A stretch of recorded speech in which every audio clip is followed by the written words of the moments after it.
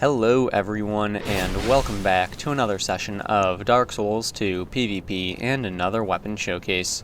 This time I am using the Smelter Hammer, which you can get as a drop in the Crown of the Old Iron King DLC. Now, this weapon, of the Great Hammers, I have to say that this is actually my favorite. This is my favorite Great Hammer. Not my favorite weapon in the game, I don't have a favorite weapon in the game, but definitely my favorite Great Hammer, this thing. This thing is really fun to use, and it really hurts. It really hurts when you hit. So, getting started with it. The Smelter Hammer requires 70 strength and 6 dexterity in order to use. It has an A scaling in strength, no dexterity scaling. At plus 10, it has a physical base damage of 500 and an attack rating of 711 with a Ring of Blades plus 2. And I do have to apologize. My allergies are a bit bad today, so please bear with me. So that's attack rating of 711 with a Ring of Blades plus 2, and without it, it's a 661. The counter strength of the weapon is 100. The poise damage is 60 per hit, and the weight is 35 units, making this the new heaviest weapon in the game. Now, with this weapon, there are a few interesting things about it, specifically the running attack, in my opinion.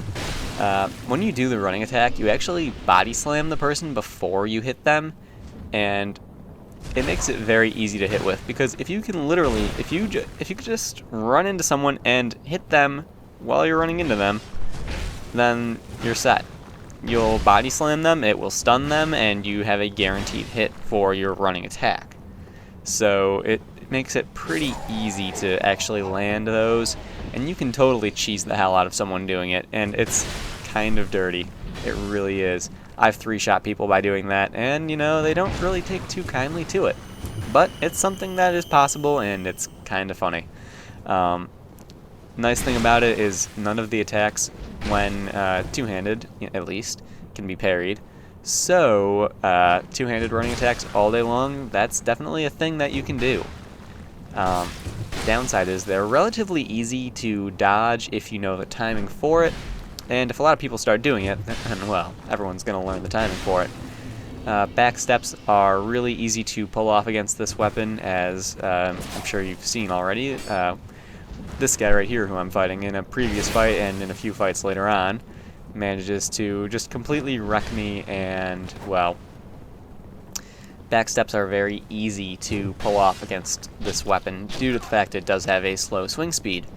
Now, related to that slow swing speed, if you are doing it one-handed, which most people don't really have the strength for, that slow swing speed will probably get you parried. Just saying, it probably will get you parried, just because it's very slow and very predictable. Now, I'd have to say that the biggest pro of this weapon would definitely be the fact that there are so many attacks on this weapon that cause a person to just be flat on the ground. Whether it's a pancake or an uppercut, you will make your opponent sit for a very, very, very good portion of the match. Pretty much all of this thing's attacks cause either a pancake or uppercut, is what I'm getting at.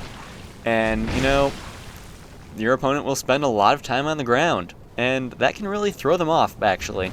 Being pancaked repeatedly or being uppercut repeatedly can really throw off your momentum in the fight, and, well, considering you're the one doing the pancaking and your opponent's having their momentum thrown off, it means good things for you and bad things for them. In addition to that, I'd say that the second biggest pro of the weapon would be the damage output, and I have to say I like the moveset on this thing as well, so I'm going to say that's a huge pro. Considering there are slow attacks, which are, you know, your standard attacks, and then your slower attacks, which are your R2s, especially when one-handed. That one-handed R2 I landed in this fight with the delay. That can really, really be very beneficial, because there are, you know, pretty big differences in the timing. So that's another pro, I'd have to say. Other than that, you know, just typical hammer class or great hammer class pros. High poise damage, low counter damage is a con, of course. That's, you know, pretty much it for the pros. As far as the cons are concerned, as I said, the low counter damage is one, but that's really not a big deal at all, considering the attack rating, if you have the minimum stats to wield this, is 711 with a Ring of Blades +2.